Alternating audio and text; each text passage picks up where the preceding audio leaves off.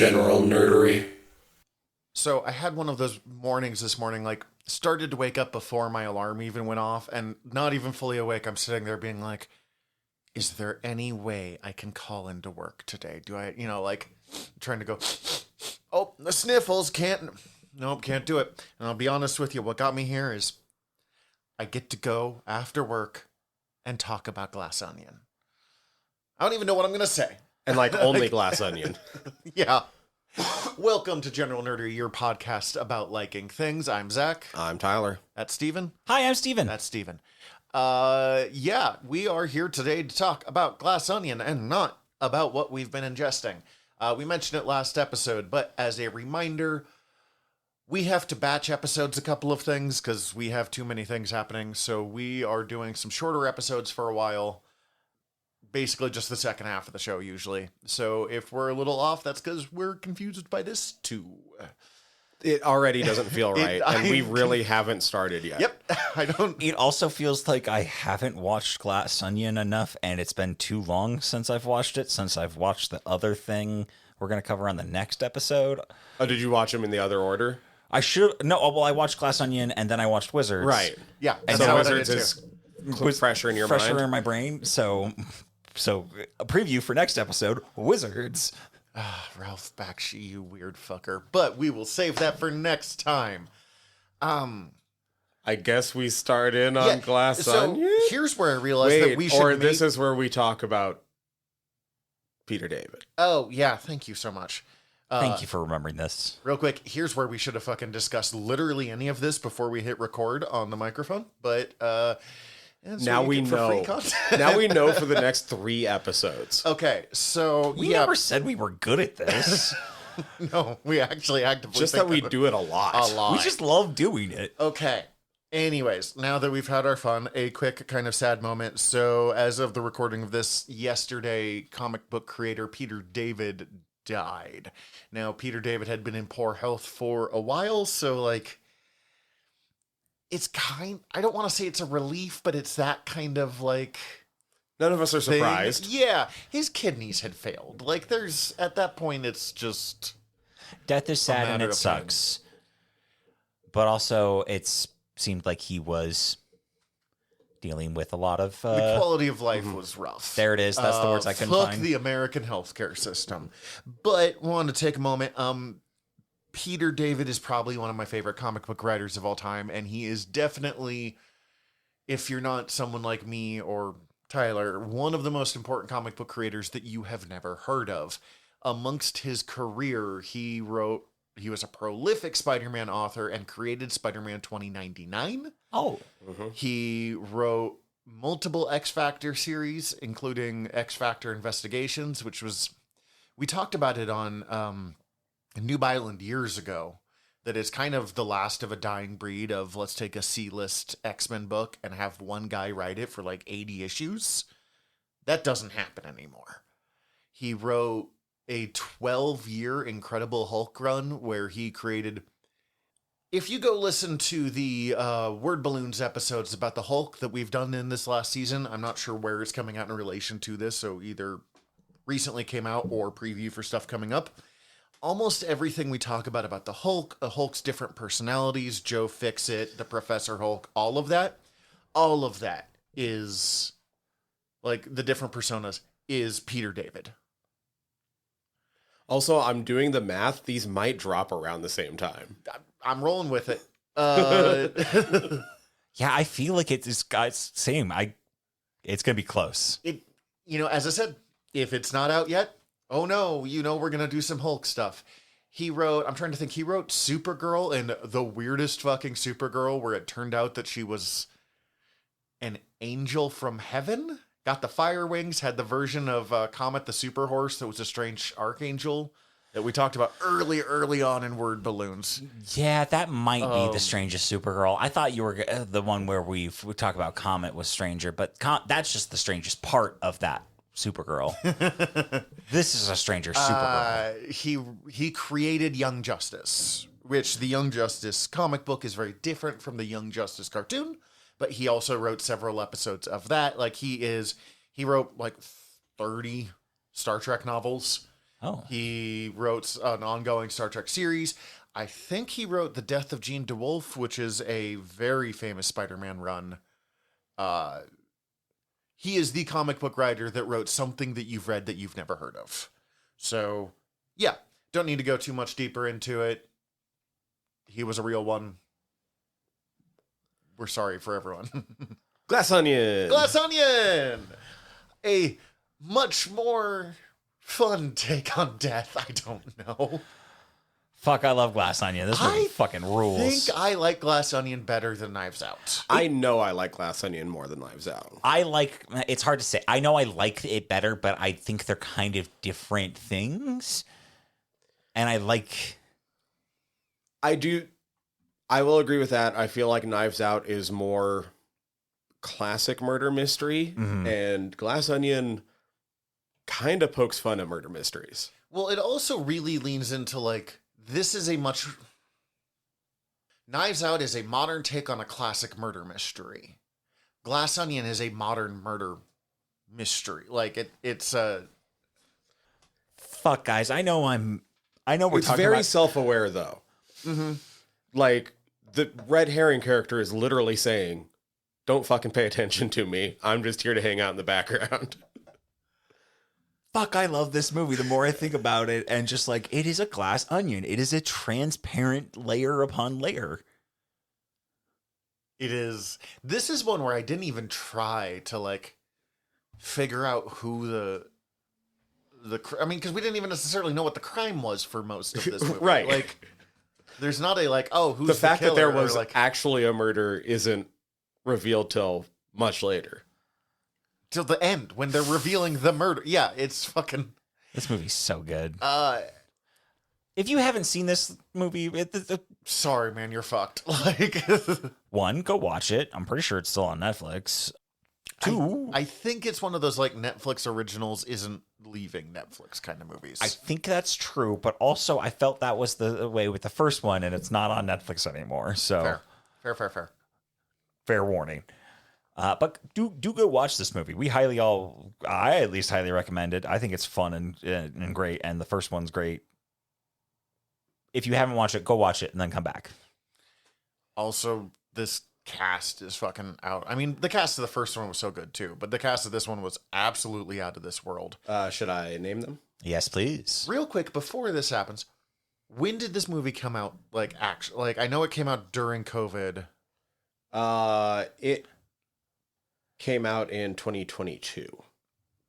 Okay, so like after the lockdown was over, but like close enough because it takes place during the pandemic. Yes. So I imagine like pre-production was still in lockdown. And maybe. Holy shit, the flashbacks it was giving me during some parts of this. Like the moment I saw him playing Among Us, and I was just like, like the thing that really set me off and was like unsettling for me was the woman's mask that was not a mask. Oh my god, yeah.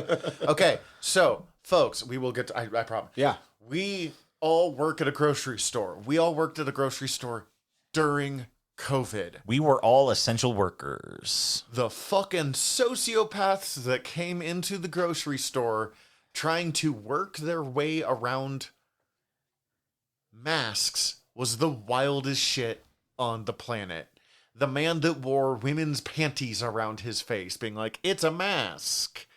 Or like one of our managers who's this tiny little guy just chasing after a man, trying to speed walk his way so he doesn't have to put on a mask, going, sir, like following him around holding a mask. Like this.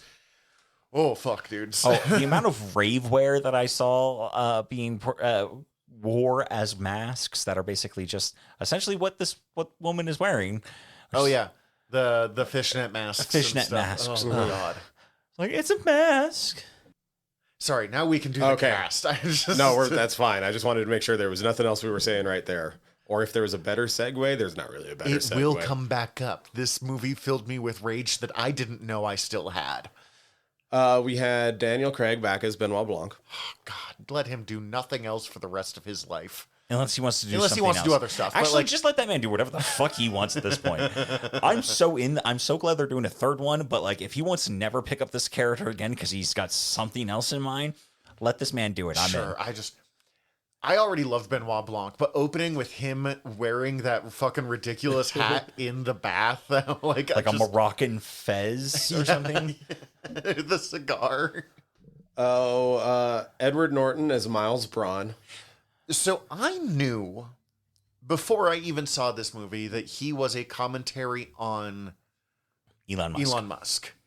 It is interesting watching like the different phases of Elon Musk, because if we look back far enough, he was really well thought of when we thought he was just the electric cars and going into space guy.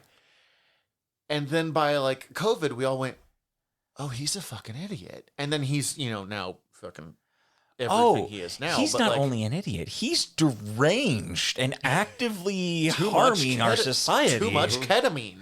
But like, this commentary on it is like maybe my favorite commentary on Elon Musk I've ever fucking seen. And holy shit, Edward Norton is so fucking good at this role. Yep. Oh, so great. Let's see. I'm going to save her for last. Let's go with Catherine Hahn as Claire DeBella, Governor of Connecticut. Love Catherine Hahn. I love Catherine Hahn. I mean, I already knew. Everyone loves Catherine Hahn. That's not a fucking reveal. She is. And somehow, this time around, it wasn't Agatha all along. Thank you. She is actually like. Obviously, her character is not good necessarily. But like, they're all shitheads. Yes, but like one thing I find interesting about this is the characters. Several of the characters are much less directly much less directly terrible than they are in Knives Out. In Knives Out, basically everyone but the granddaughter just sucks. Yeah. She seems to be a character who was like, it's a person that definitely happens in real life, especially in politics, all the fucking time, that they might come in wanting to do good, and then they make the little sacrifices here and there to do what it takes, and then they eventually have completely lost the plot. It's her moment where she's talking about like, yeah, I agreed to build the power plant or whatever. I've just fucking destroyed my career. Like that moment of, I don't know. I got the read of her character that I thought she at least started wanting to do good and then just kind of lost the plot in her. Mm-hmm. Yeah. Leslie Odom Jr. is Lionel Toussaint. The scientist? Yeah. Yeah. I felt very similar about him. Yes, he also was in that same vein of like, oh, you are an enabling shithead and you do get your comeuppance because of you set yourself up here. But also, I can see how you got to this.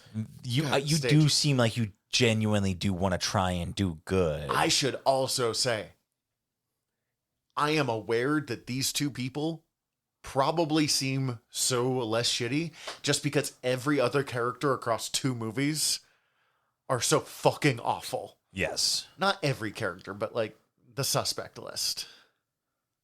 I still, his character being involved so heavily in the scene that truly sets the scene for the entire movie, and just like the rest of the scientists being like, what you tell him is no. Like, this is just dumb. And you know it's dumb. It doesn't matter if he occasionally has good ideas. Your job is partially to weed them out. Sure, this but is fucking dumb. But I also understand power dynamics, and like I feel like he really is. I'm not forgiving him, but stuck in power dynamics. Like that scene though is reverberated through the entire movie. Absolutely. What is his Leslie Odom Jr.'s character like points to like, but what about the time he was like, right? yes, Child equals NFT. Yeah, I know these ideas are fucking dumb, but child equals NFT paid for our last like 3 years of work or something like that. Also, you know what I fucking do not miss? NFTs. Right. That scene though, when you're thinking about it, once again, it is the theme for the movie. Dude just sent child equals NFT, and it was everyone else that figured out what that is and made it work, and then he took the credit. That fucking reveal. That whole reveal scene is the fucking most brilliant thing I have seen on TV in a long time. Yeah. Maybe since Res Dogs. Kate Hudson is Birdie J. Fucking Kate Hudson really killed it in this role. I kind of love that she's not a good person. She's not nearly as despicable as she could be because she is just legitimately that dumb. She's Wait, hold on. Which one's Bert? She's the model? Yeah. Okay, I got her in the model. okay. Yeah, terrible person, but also she could be a lot worse if she knew what it was she was saying. The thing I caught on this watch I also through, absolutely thought that was someone else, not Kate Hudson. But easy to do. She's got an interesting presence in this role. Thing I caught on this watch through is the implication that they wrote Blackbird. The Beatles wrote Blackbird about her. about Kate Hudson? Her character. No, I don't think so, because that was definitely written as like supporting the civil rights movement. Oh no, it was just her favorite song by them, and then she was all impressed when he had fucking John's guitar. Okay, that makes more sense. Or I was Paul's? like, what Yeah, the fuck John's is the guitar. implication going on here? Thank you for explaining that to me. Okay, so she is who I thought she was. I was associating her with Almost Famous. For some reason, I thought it was also Drew Barrymore, though, and I don't know how I got that. But Because you're thinking of riding cars with boys. sure, I've never seen that, so that's what I was thinking. Definitely thinking of that. I had to like separate myself from this for a moment because have you seen Almost Famous? Oh, absolutely. It's a- multiple times. I love that movie. It's a I am a golden god. Thank you. It's a movie about a kid that gets a job as like a rock star creator, travels along. I was so in love with her character in like late high school, early college kind of stuff. I had that great picture of her in the white coat and stuff, like up on my wall and stuff. And yes, I am aware as an adult that character's fucking exhausting. but like, That movie is exhausting. yes. yes, it is. But I was like super in love with that character. I was super in love with like the kind of romance of that movie. And watching this, even looking at how fucking awful Birdie is, I was like, still being like, Penny Lane. God, she's aged well. Birdie is one of the worst kind of people because she's so easy to like almost forgive because it's the fact that she's a fucking moron. Yeah, this I thought was interesting commentary that's kind of gotten more and more interesting as this movie's aged, is the willingness to forgive people for terrible things under the framing of like buffoonery. Now, it's to the level of parody with her. Like, she's bad, and I never have that moment that I think she's good. But the fucking moment where she goes, like, did you think they were called sweat Shops because that's they're-" where sweatpants are made. She just said, like, yeah. It was the moment I was just like, oh no, this is the greatest movie ever made. Like, I didn't know that was a racial slur. I thought that was just being cheap. I'm not saying the next line on that one, buddy. God, that is... she might be the funniest part of this movie. It was a tribute to Beyonce. I'm glad they didn't show that. I'm glad they didn't show that, and I'm glad that they never directly, like, they just give you enough context clues, especially if you were alive in 2022 and paying attention. Yes. That you know what exactly what she did on every affront, but they never actually explicitly say what she did, except for the sweatshop thing. That's just her being dumb. Racial slur.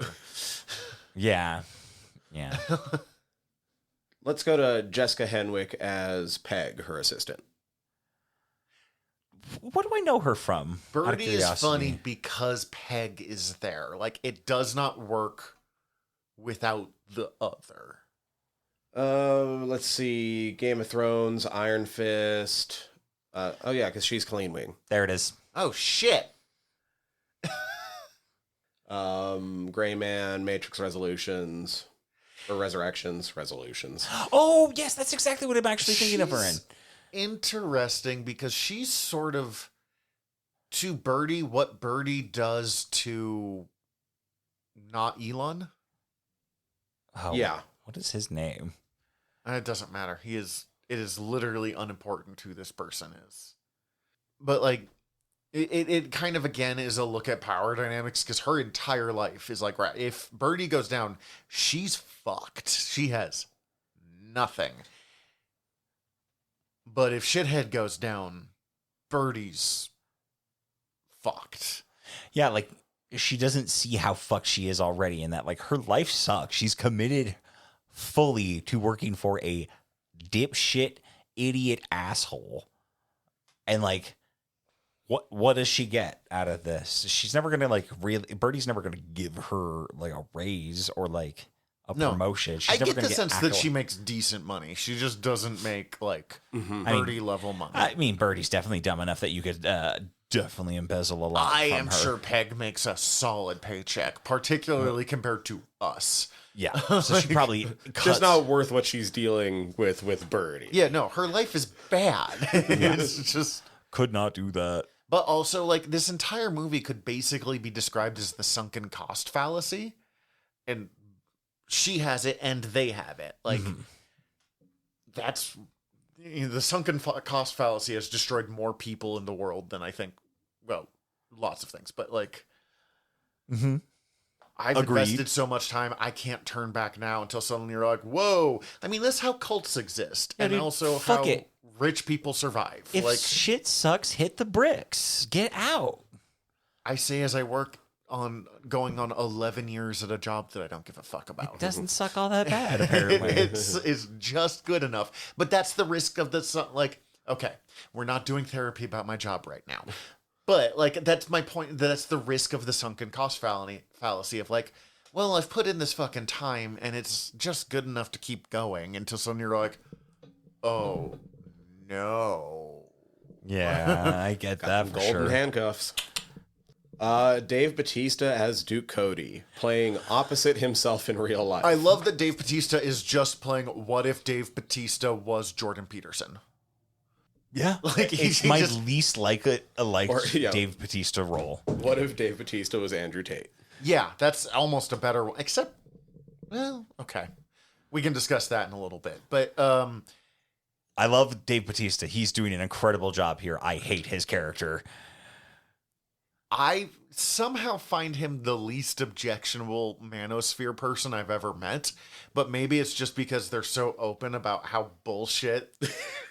Like, he's aware of how bullshit he is. The opening when he goes and like is trying to tell his mom off for like talking to him while he Just was recording slaps and him. just straight up slaps him and he's just like, but we were recording. And I think she slaps him twice. Gee, Mom, sorry. And that is Jackie Hoffman playing his mom. She's fucking great for her, like, She's- 4 seconds. Yeah. His thing of, like, you think that I hate boobs. I don't hate boobs. Like, and very checkmate liberals. And they're like, no liberal hates boobs, man. Like, no liberal disagrees that boobs are incredible. No, boobs are great. Just that you're a fucking asshole. Like, Yeah. Madeline Klein as Whiskey. maybe the person outside of, like, the big reveal kind of thing we're getting at the end. Whiskey also has very sunken cost fallacy. She fits in the same mold as Peg. But maybe the one I'm the most sympathetic for? Yeah, it feels like she definitely is kind of disillusioned into thinking she's going to be able to get a lot more out of this situation than she's ever going to probably get. She's in a relationship with this guy for hoping to advance her own career, which is gross, but it's a thing that happens. And then he's going farther and farther right, and you can see her just be like, ah, fuck. But, like, she's the most willing to call these people out as sucking dick. Like, Yeah, and Iz also talks about her concern with how right she is going it is. and whether or not that would affect her overall career. It's one of those things where I think I would have had a lot more sympathy for. I mean, I have some sympathy for her, obviously, now. I would have had more sympathy for her if I had seen this movie 3 years ago when it came out these days, I'm like, you made your fucking bed, bitch. Like, we are past the point where I'm like, no, you can get out of it. Mm-hmm. Yeah. You have enabled too much shit. Because this, I already said sunken cost fallacy, the movie, but also enabling the movie. Yeah. Very quickly, we'll point out that Noah Segan is Daryl, who doesn't appear very much, but he was Trooper Wagner in Knives Out. Is Daryl the guy that's just there? Yeah, he's the guy that's just there. I love that. I didn't realize that was that same actor. Now I see it. That's delightful. I love his little fucking his room that's just like a random ass basement feeling room that with wood panel and a bong and a drum set and just like a fucking neon light on the wall. It was like, oh god, they made the most dude bro fucking bachelor pad ass like That's Daryl. He's man not part cave. of this. He's He's just not going part of through some this. stuff. Yeah. The bit at the very end where he's smoking with Benoit Blanc, even though Blanc has the cigar versus the lots of weed, is perfect. This movie's perfect. And then, just to warn before I give her both of her credits, we are talking spoilers. Yeah. So, Janelle Monáe as both Helen Brand and Andy Brand. Which, my goodness, Janelle Monáe is a fucking talented actor. What else has she been in? I don't think They were in Hidden Figures. Oh, that's the one about the black lady scientists Yes. that helped us go to the moon that I really wanted to watch and then forgot about. Let's see. Moonlight, Antebellum, some TV. Also, their music is fucking phenomenal. Okay, so the spoiler on this one is that it's twins. I guess she's playing twins, but she's not because we never actually see. Well, yeah, we see like the one twin in flashback. That's true. I guess we see like that picture she takes of herself and her in the court for like 4 seconds, but the rest is just the sister. It's fascinating, like the way that she played the different characters, that they're so different, but I didn't realize it was two different people until like, how do I want to? Because we first see what are the sisters' names again? I'm sorry. Andy and Helen. Andy is the rich one. Yes. Okay. We first see Helen as Helen, but we don't recognize that it's different from Andy until the flashbacks. Because we see her with the box that she just destroys with the hammer. Which makes sense with some of the implications setting up that like Andy's the one who's dead, right? Yeah. Yeah, being that she's lost a bunch of money. So like she would not have time to make up to do this, but also would be like in a basement type situation theoretically. Yeah, I think it was like the garage or something like that. I don't remember. Yeah, something like that. She's got the hardest role in this movie by a lot. Oh, incredibly hard role. Does an incredible job with it. I'm not sure how to talk about her. Oh god, who is it that is normally in charge of continuity? The set director?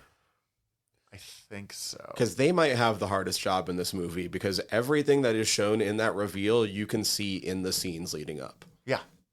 Yeah. And it's a pain in the... Okay, yeah, you're right. He's got the fucking...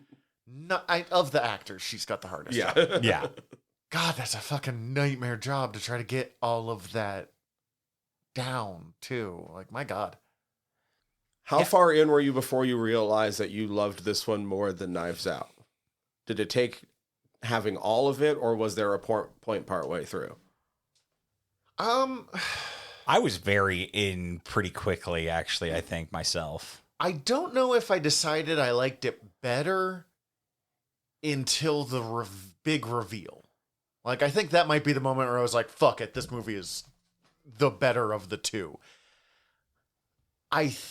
As much as I appreciated the flashbacks being an immediate aspect of Knives Out, Like, and we talked about that last time. I really liked that. I thought the flow of this movie was a little, I don't know if I want to say better, but it worked more for me. And I think I prefer following Benoit Blanc, even if we don't know everything Benoit Blanc is up to. Because in both cases, Benoit Blanc is playing the idiot while we know that obviously he is not the idiot. I was thrown by the fact that he was playing the idiot to us in this movie, even though I already knew he was not an idiot. Like, right. The fact that he was running a scam that they did not show us until the big reveal was like, oh, fuck, they got me again. Like, that was... Yeah, that's a fucking great Because reveal. last time we knew that he was putting it on.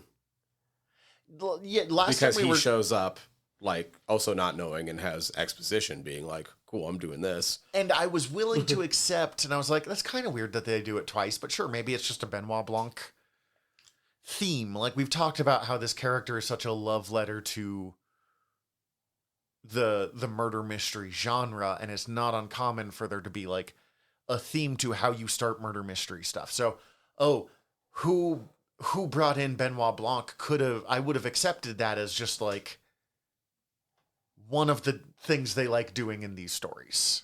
That's the that's the Benoit Blanc signature. Yeah, that's the hook. And I'm like, cool. All right. Fascinated. Love that. And then to find out that we know that he knows exactly who, and he just like, so that was a really good way of playing.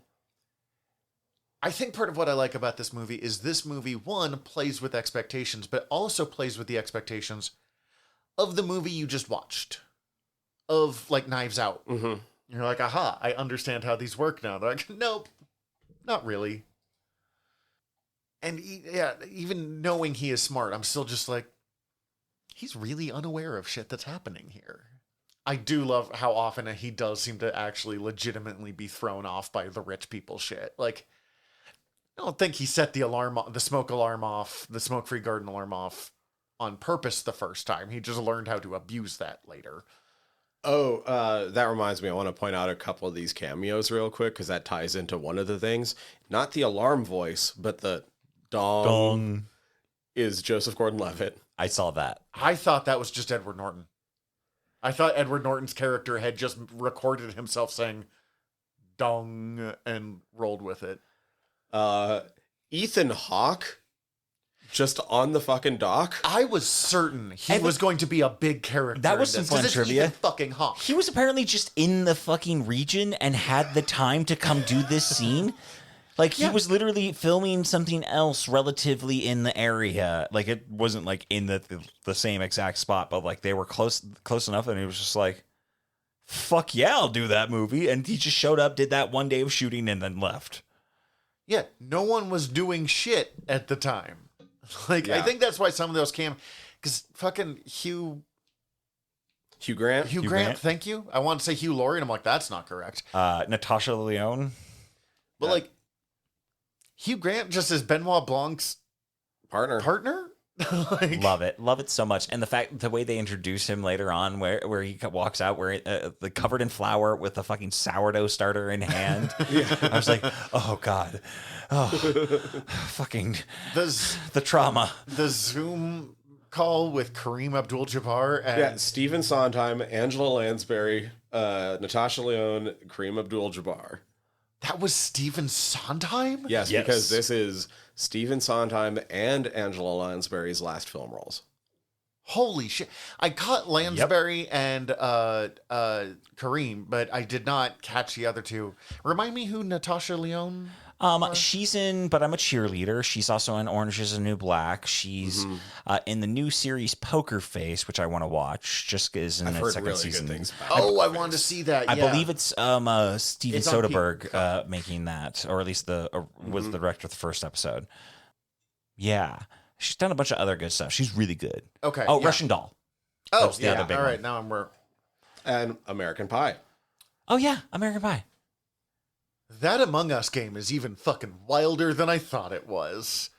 I just also fucking adore that he's hanging out on Zoom chats with Angela Lansbury. That's such a nice little like so good. So delightful. And once sets up for the rest of the movie that he overthinks simple games. Yep, he overthinks simple games, that he fucking sucks at a lot of like clue things. He misses stuff because it's too simple. It's such a good little setup. Side note, because we're talking about the traumas of COVID, you know what I fucking do not miss? Zoom calls. Mm-hmm. I was so thankful for Zoom at first, and like I'm still glad that it existed in a time that we could not see other people. Mm-hmm. But like I'm supposed to do a Zoom call this upcoming Saturday, and I've been dreading it for weeks. It's not even a long Zoom call. It's just literally like we're organizing something. We need everyone to talk face to face for fucking 20 minutes. And I'm just like, never again. And then also Jake Tapper, Yo-Yo Ma, and Serena Williams all showed up. I spotted Yo-Yo Ma and Serena Williams. Who's remind me, Jake Tapper? Jake Tapper is the CNN guy who is talking to the governor in the. She's doing that interview when the box shows up. Oh yeah, The Yo-Yo Ma was the one who was really that fun. was fun. That was really fun. Oh no, the Serena Williams one was super fucking funny. That was funny. Oh That my was god, I fucking forgot about funny. that. Yeah, I'm on the clock here. Like The Yo-Yo Ma one was great just because I love Bach's Little Fugue in D minor Which or G minor. didn't know anything about that. I've always loved Yo-Yo Ma. evidently is parallels the concept of the movie itself. Right, because a fugue is a piece of music. He explains it, right? The fugue is a piece of music that is basically layered back over top of itself in a way to create more interesting texture and a tapestry of sounds.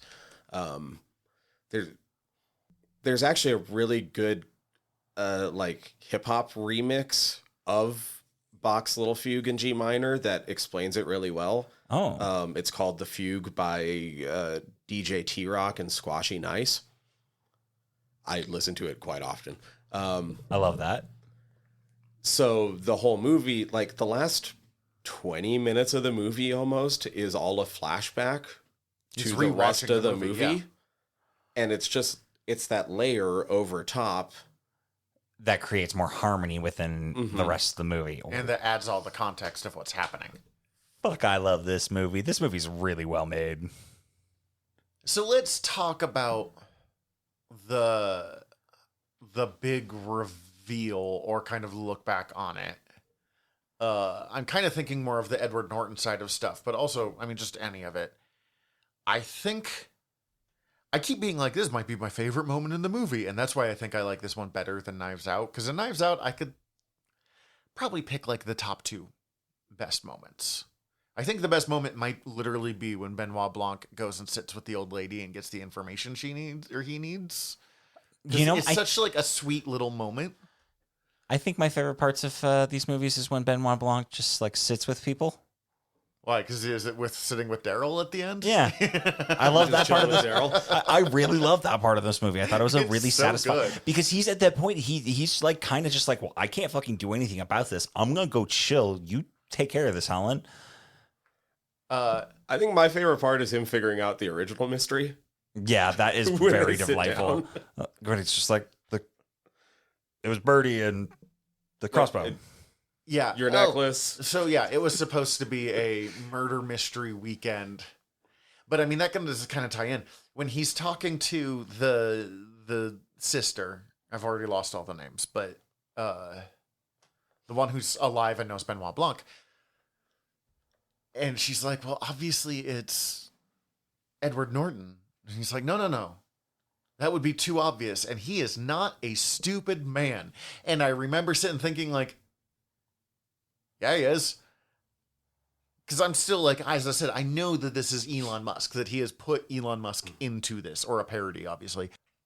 But even in 2022, I probably would have been like, you're right.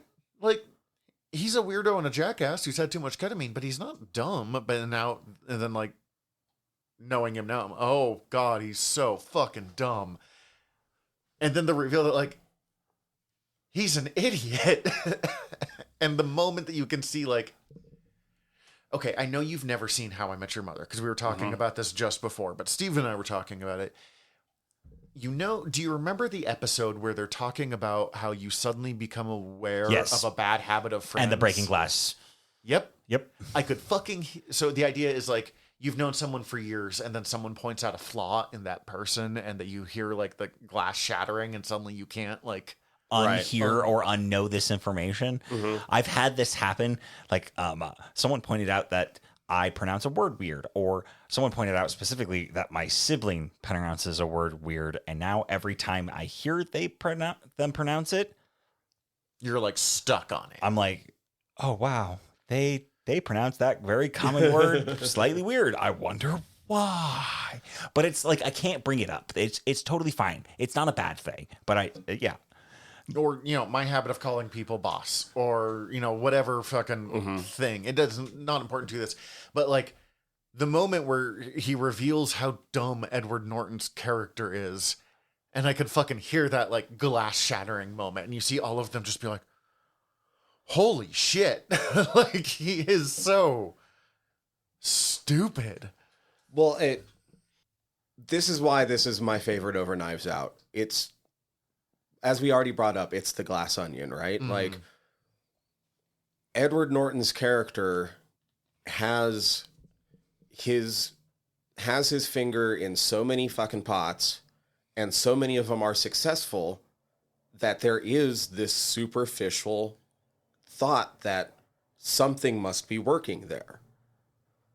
But as that first scene, when it's shown that it's everyone else that's doing the work for him, that's just true throughout. When you see it that one core time, it reverberates throughout the entire thing. And I think like part of why I love this movie is like every time I've rewatched this movie, like almost every scene is so consistent in how they're portraying every single one of the characters and how everything adds up to the reveal. Once you know what the reveal is, when you go back through, you're like, oh yeah, there's that. Oh yeah, there's that. Oh yeah, there's that.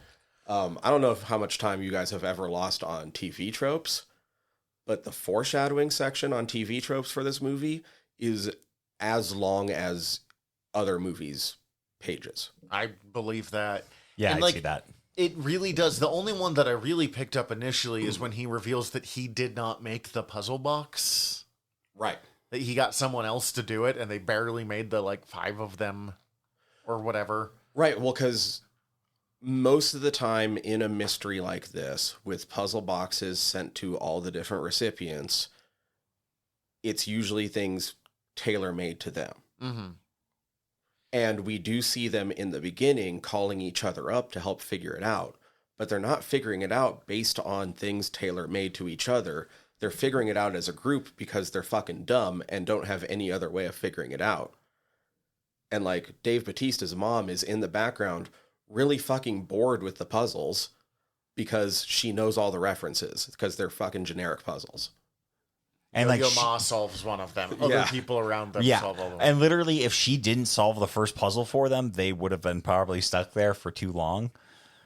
She has to point out the button or the hidden button on the top, essentially, through for them to then start the rest of it. Well, and it also is clever because at first it does seem like a good puzzle box, and then it's not till again you look at all the end and you're like, oh shit, like that's just exhausting. Like it's Well, yeah, it's so good because it truly is mirroring it in a way that the audience is used to. So you're just assuming like, oh yeah, you have a puzzle box sent to all the recipients. This is what that means. We've seen this story. I have seen people post Edward Norton's Disruptors speech unironically. Ooh. That like I'm not saying good people. Yeah, no, I get it, but like the whole thing of like, you know, this is what disruptors really are, yada blah blah blah blah blah, and like there's part of you that wants to be like, yeah, okay, because like, yeah, we do need to kind of disrupt some systems. We exist in 2025. Like there are parts of that are not wrong, but it takes so little time to be like, this is the dumbest shit on the planet. But I didn't catch that he said the wrong word during that because there was such a barrage of bullshit coming out. Like, couple of times, because the other time that he says the word wrong, when he's like, let's just take a moment, and I don't remember what he said, but he's constantly saying things wrong. But like the first two big examples that they show, I remember with the first one, I was like, that was a weird way of putting that, but I don't know that word well enough to really like, okay, and then moved on and didn't think about it further. Because I was like, I guess you could use it that way. That's not right, but like, language is ever evolving. I guess I'll just it was flow just with enough to have me go, huh, all right, whatever, and move on, because I'm not going to stop and like look up a word being like, is that what that means? And then I didn't catch it during the fucking disruptor speech at all because I was too busy being fucking grossed out. Honestly, that's what Brom is the best at, is bullshitting and networking. Is Brom the Edward Norton character? Thank you. Yeah, he is a really like incredibly capable manipulator. There's no getting around that one. And it's how he survived. And honestly, if you want to look at a lot of the most dangerous people in history, I'm going to pick one who's actually not that dangerous on the scale of history, but is infamous for it. Fucking Charles Manson. Charles Manson was bad at everything, but he was a real good manipulator. I'm not diving into modern politics and I'm going to get too angry. But again, not actually good at anything, good at manipulation. Elon Musk is fucking bad at everything, but he's got money and the ability to like sound just smart enough that people think he's intelligent. Dangerous. We see this movie is a fucking warning for everything that's happening right now. It was happening then too, but like it was, I fucking love this movie. I was thinking again to just like Benoit Blanc being bad at simple games, and like he talks about the game Clue a couple times, right? Like he gets mad at Clue. Yeah, she's like, "Oh, you must be really good at Clue," and he's like, "Oh, I'm fucking terrible at that game." Like, going room to room, trying to build a narrative.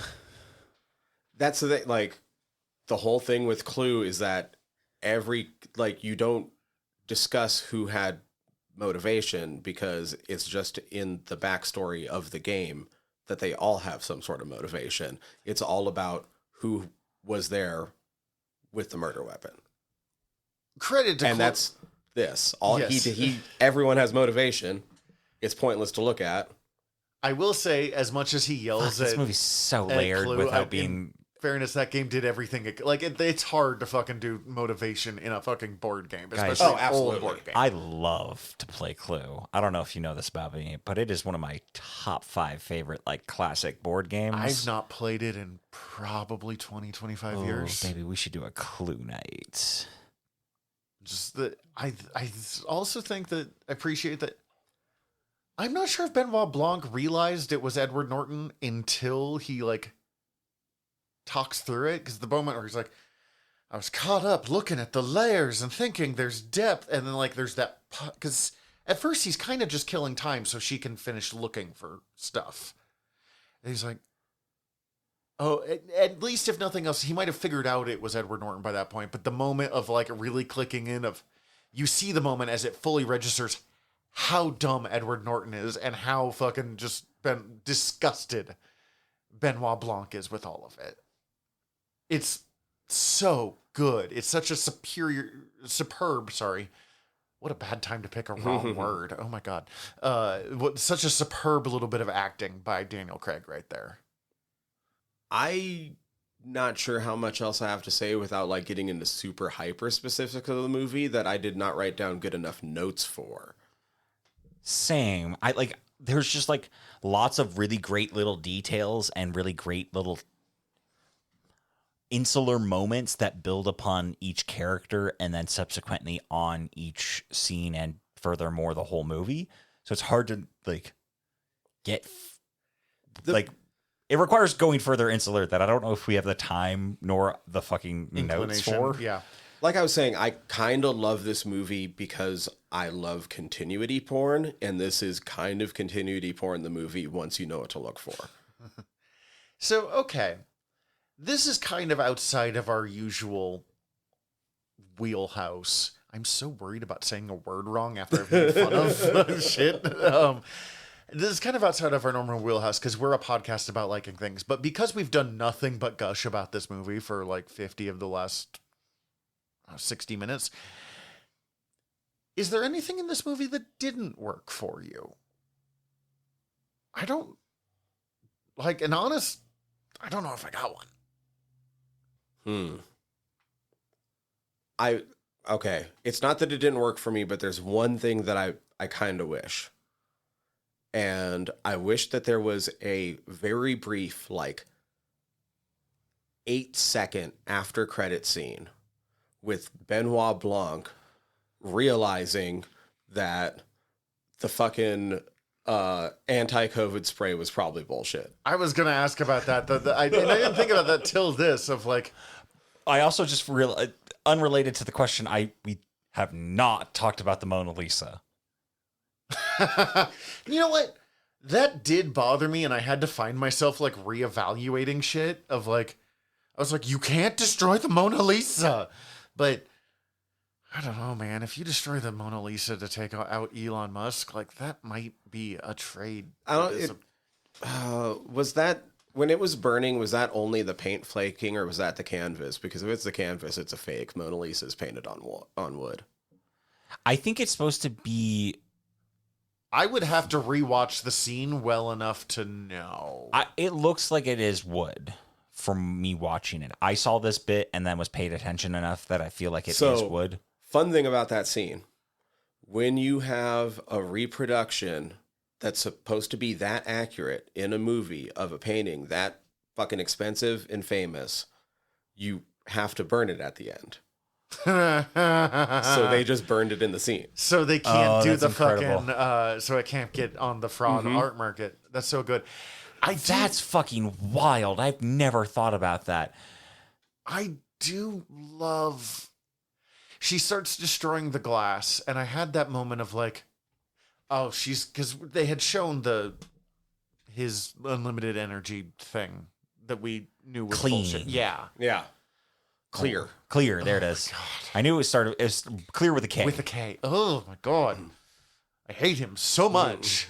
And I had a moment of like, are those all going to be made out of clear? Like, is he that? The chandeliers? Yeah. I'm like, is he that stupid? Which is entirely possible with this person. Fucking... When they're cheering and then she starts destroying the piano and she goes, oh, no, I think that belonged to Liberace. It's just like, oh God, no, and it's such a short range foreshadowing, but it's so good. And it, even just that had me like forcing to kind of reevaluate. I have such a reverence for stuff that I sometimes need to reevaluate. I have trouble getting rid of stuff. I love things, particularly books. And like, when it comes to items that matter, and for me, it tends to be like ancient items. Like a lot of, 4,000-year-old monuments have been getting bulldozed in the Middle East because ISIS fucking sucks nuts for like 800 reasons. But that was like one of them. That was one of the ones where I'm like, I know there's worse things you do, but this is the one that has me like shaking with rage. And I was just like, oh God, you can't blow up the Mona Lisa or fucking kill like Liberace's thing. Oh, that's the thing. They talk about how explodable clear is. And it gets set on fire.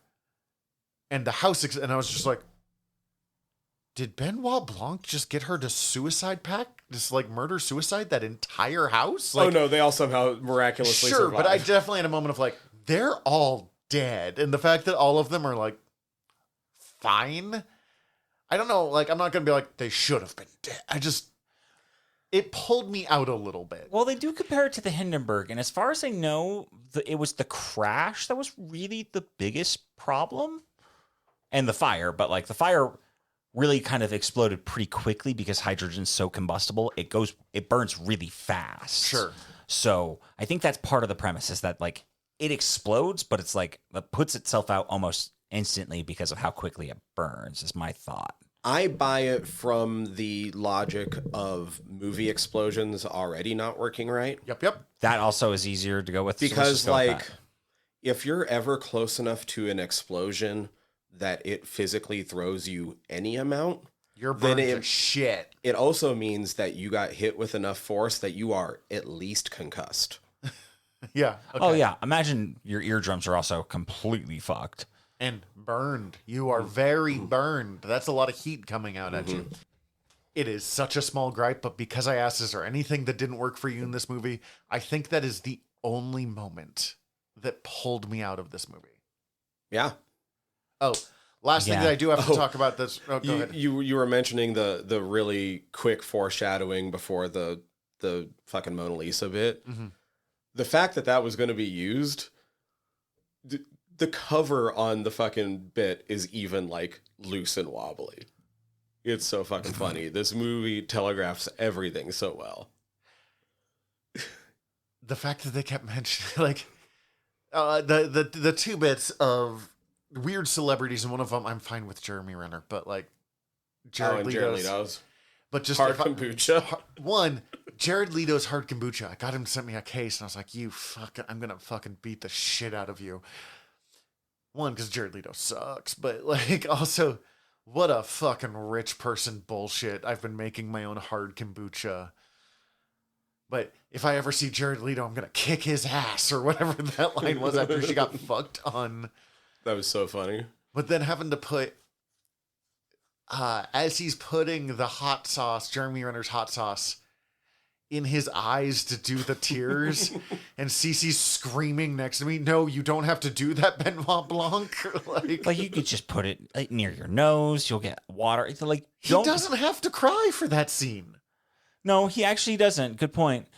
Like, oh, God, the fucking hot sauce going down her nose. oh my, yeah, that was like physically repelling me. Just like, no. Oh, shit balls. That was fucking hilarious. Him yelling shitballs, maybe the best part of this movie. Yep, I take it back. What I said before, that was wrong. Man. Dude, just Benoit Blanc shitballs. Helen and Andy's different portrayals are incredible because you just like The dog ate the caviar. Yeah. and they set up that to then have the Andy's like not rich voice be so much more different, and it's such a fun voice. It almost feels like she got to play as much as Benoit Blanc gets to play with Daniel Craig gets to play with Benoit Blanc's accent. Yeah, but she had to do way harder because she had her very, and I don't know what her normal voice is, so I can't say. As well as also having to trying to play the challenge of not doing that voice while trying to play the like haughty rich person voice, And then dropping to that kind of nasally.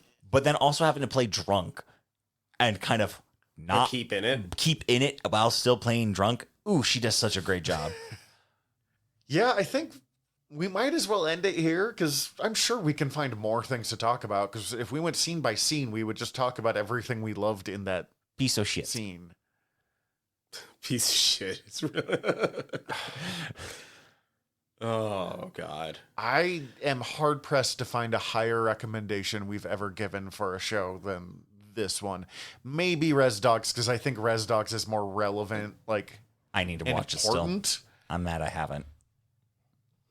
But I'm Res mad. Dogs a much harder watch in some cases. I will say I'm a little bit mad that Expedition 33 is so engrossing because I was planning on trying to be sitting on my couch playing Blackbird when you guys walked in today.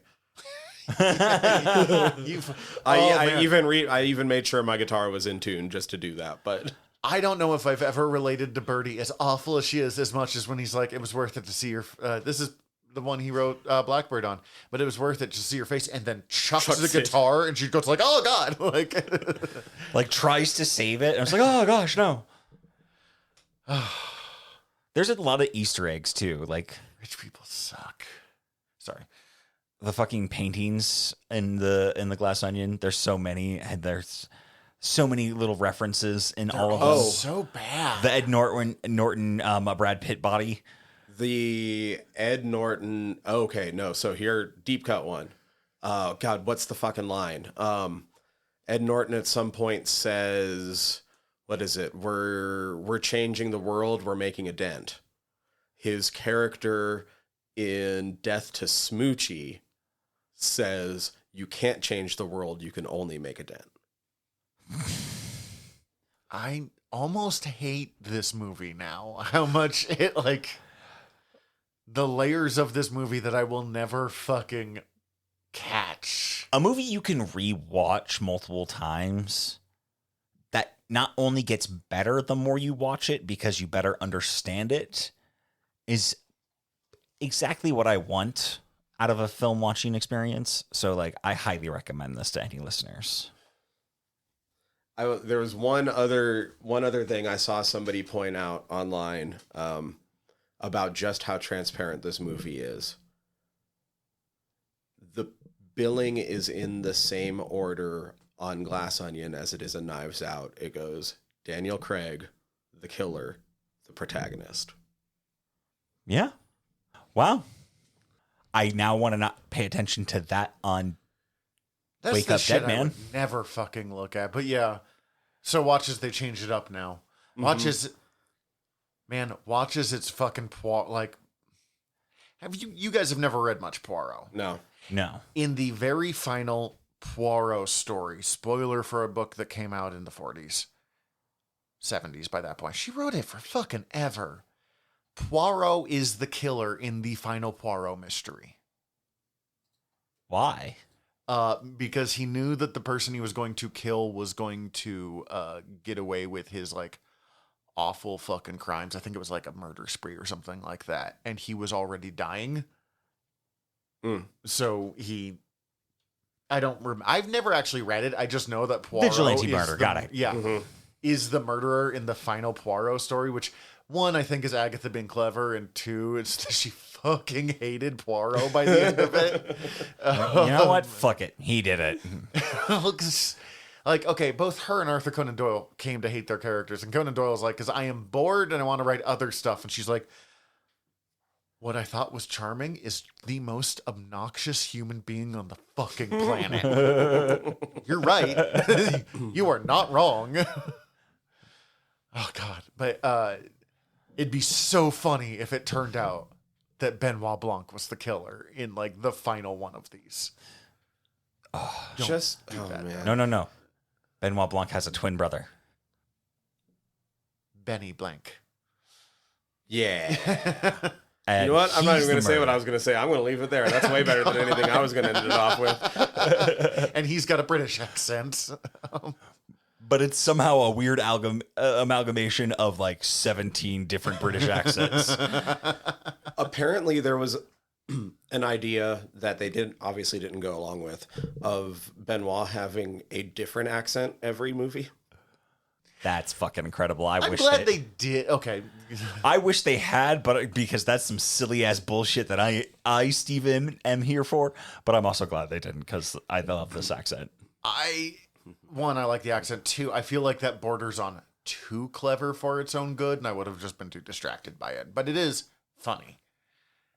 Okay, next time, which is like 2 weeks for you and 5 minutes for us, we will be covering Ralph Bakshi's 1977. I'm going to go with masterpiece, Wizards. An epic fantasy of peace and magic. You know what? That's the I'm gonna roll with tagline. it. Yep. I have it in front of me. That's the tagline. Very bad, not good, not good. Anyways, that's the next time. In the meantime, we're your Generals of Nerdery. I'm Zach. I'm Tyler. Dismissed.